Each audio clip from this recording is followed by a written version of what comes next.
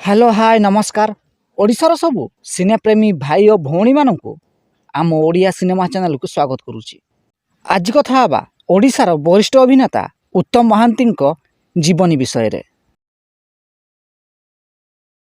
1958 मसीहा डिसेम्बर 23 तारिख में मयूरभंज जिलार बारिपदा ठारे जन्मग्रहण करते उत्तम महांती। उत्तम महांती अभिनीत प्रथम सिनेमा है 1977 मसीह रिलीज होता सिनेमा अभिमान।